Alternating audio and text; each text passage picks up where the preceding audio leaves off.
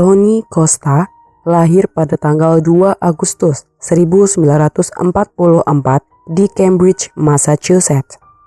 Saat Perang Dunia II, ayahnya meninggal dunia. Padahal saat itu usianya masih hitungan hari, sehingga ia dibesarkan oleh ibunya. Ketika Tony berusia sekitar 7 tahun, dia mengeluh kepada ibunya jika setiap malam ia sering didatangi seorang pria yang mirip dengan ayahnya. Tony mulai menunjukkan tanda-tanda sosiopat di akhir masa remajanya. Pada bulan November 1961, dia masih berusia 16 tahun dan mulai berani menyelinap masuk ke apartemen seorang gadis remaja. Saat gadis itu terbangun, ia terkejut melihat Tony berdiri di atas kasurnya. Ia kemudian berteriak dan Tony segera melarikan diri. 3 hari kemudian, dia memasuki apartemen yang sama dan kali ini dia berusaha menyeret gadis itu ke ruang bawah tanah apartemen, tetapi gagal saat tetangganya tahu dan berusaha menyelamatkan gadis itu. Pada tanggal 4 Januari 1962, Tony yang saat itu berusia 17 tahun dihukum dengan dakwaan perampokan dan penyerangan. Dia menerima hukuman percobaan selama 1 tahun dan 3 tahun masa percobaan. Pada April 1963, di usia 18 tahun, Tony Costa menikah dengan seorang gadis remaja berusia 14 tahun dan memiliki 3 orang anak. Pernikahannya berantakan selama bertahun-tahun. Tony juga pernah dilaporkan istrinya karena KDRT dan penggunaan narkoba. Kemudian, pada pertengahan tahun 1960-an, mereka bercerai dan Tony mulai menjalani hubungan dengan beberapa wanita. Dari sekian banyak wanita yang dekat dengannya, beberapa dilaporkan menghilang secara misterius. Tak lama kemudian, ibu Tony meninggal dunia. Pada tahun 1966, Tony Costa bertemu 2 wanita muda bernama Bonnie Williams dan Diane Fedorov.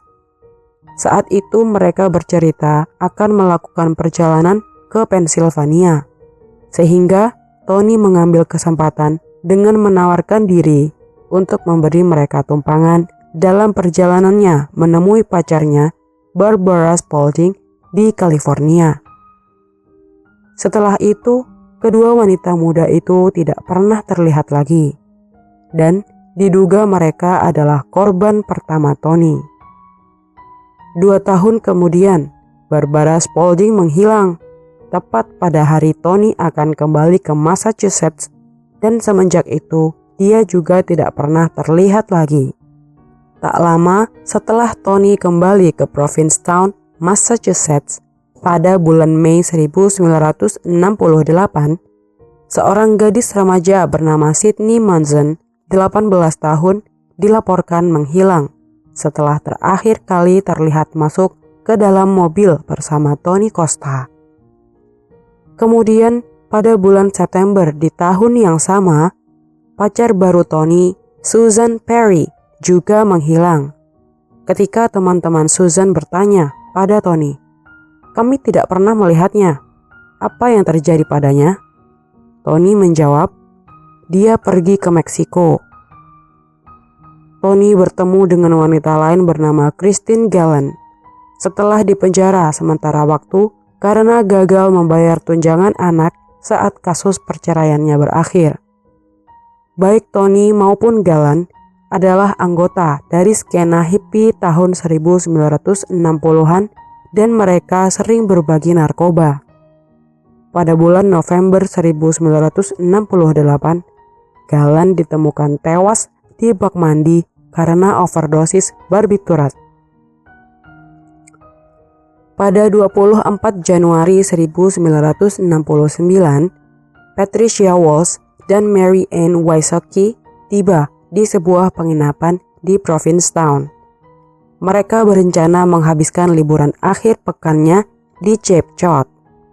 Wanita berusia 23 tahun itu berkendara dari Rhode Island dengan Volkswagen biru muda milik Walsh. Saat check-in, pemilik penginapan memperkenalkan mereka kepada seorang pria muda setempat yang juga tinggal di rumah tersebut, yang tak lain adalah Tony Costa. Pagi hari, di tanggal 25 Januari 1969, setelah Walsh dan Wysocki pergi ke Cape Cod, pemilik penginapan melihat sebuah catatan yang ditempelkan di pintu kamar tidur mereka. Catatan itu berbunyi, "Bisakah Anda memberi saya tumpangan ke Truro pagi-pagi sekali?" Dan ditandatangani oleh Tony. Sore harinya, seseorang melihat Tony bersama kedua wanita itu di dalam Volkswagen berwarna biru muda, dan kendaraan itu terakhir kali terlihat melaju menuju Truro. Kedua wanita itu gagal memenuhi janji temu di Provincetown pada hari itu. Keesokan harinya, tepatnya pada tanggal 26 Januari 1969, pemilik penginapan menemukan catatan lain di pintu kamar Walsh dan Wysocki. "Kami sudah check out. Terima kasih atas kebaikan Anda," tulisnya.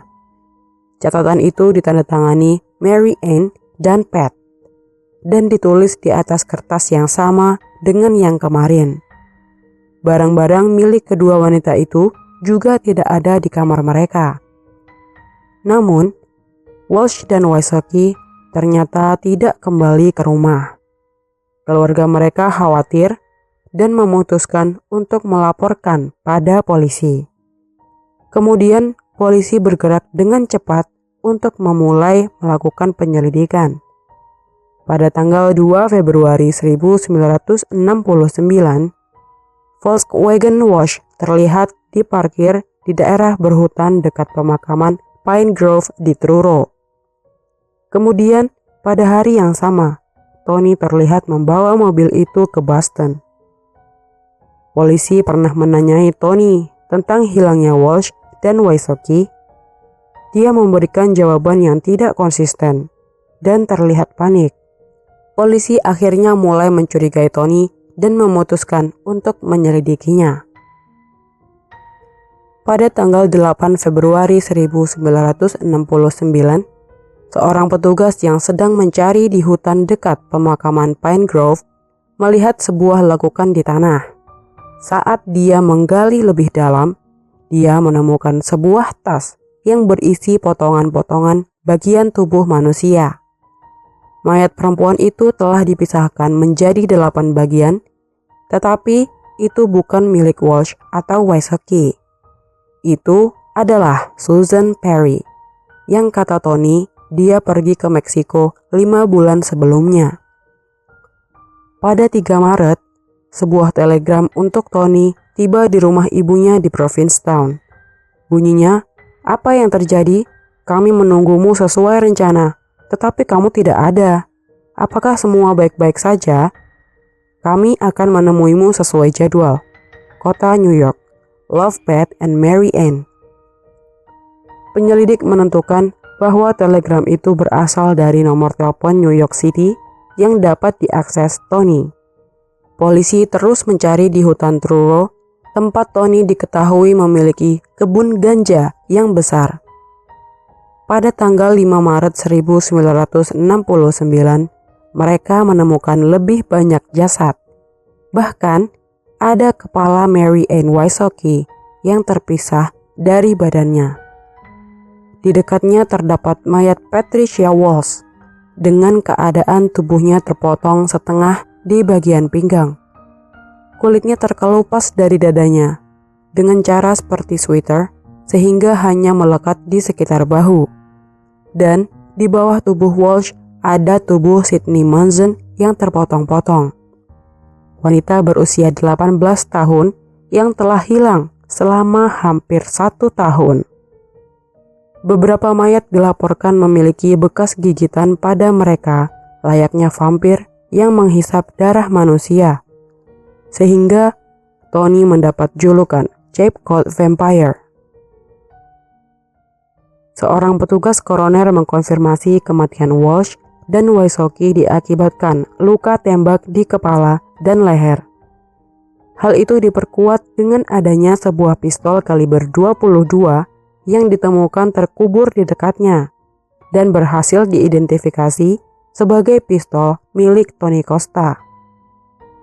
Casey Sherman, seorang penulis kejahatan sejati yang menulis Helltown tentang Tony, melihat foto-foto dari tempat kejadian saat melakukan penelitian untuk bukunya.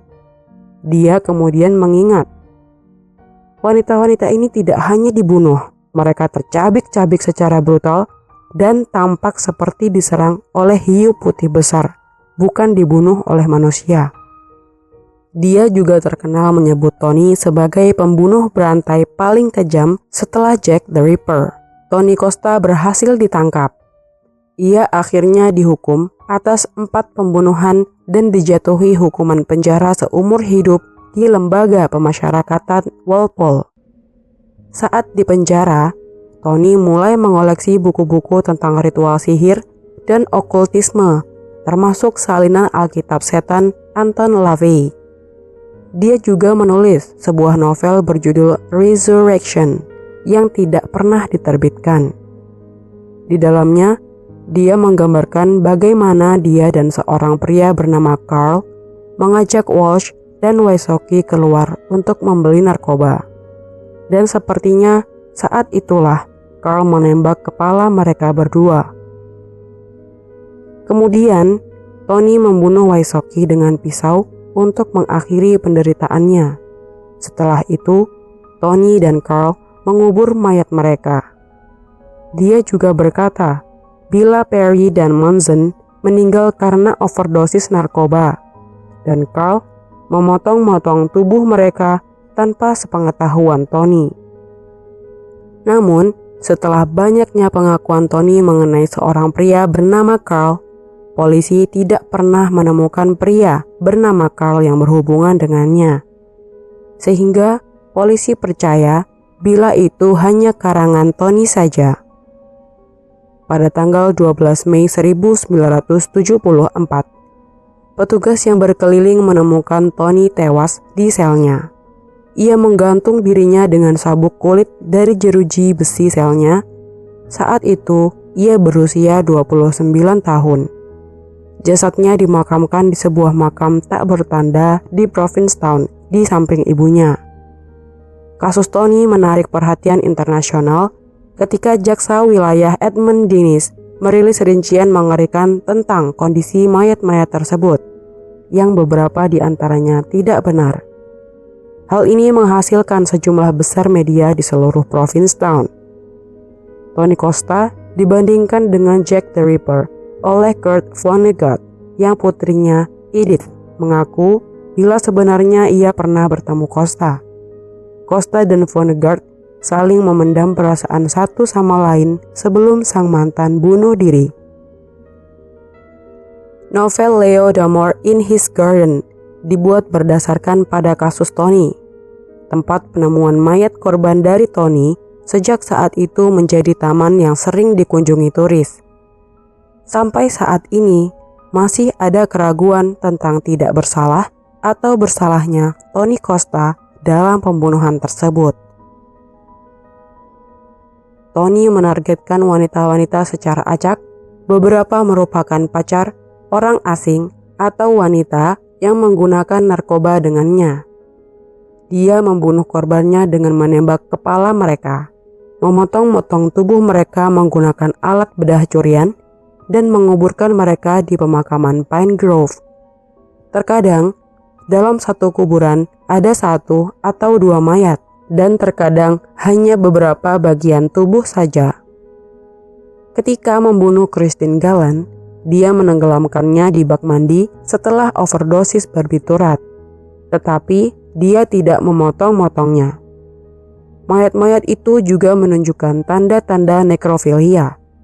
Selain itu, Tony juga mengambil beberapa organ tubuh dari satu korban. Sayangnya, tidak disebutkan organ bagian apa yang dia ambil dan apa yang dia lakukan dengan organ-organ tersebut. Sehingga Beberapa orang berspekulasi jika dia mungkin telah memakannya. Pada tanggal 31 Maret 1969, Costa diperiksa oleh seorang psikolog yang mendiagnosisnya memiliki kepribadian skizoid. Pemeriksaan lain pada tanggal 30 Juni mencirikannya sebagai Marquis de Sade-Modern dan pria yang berbahaya secara seksual yang mampu melakukan pembunuhan.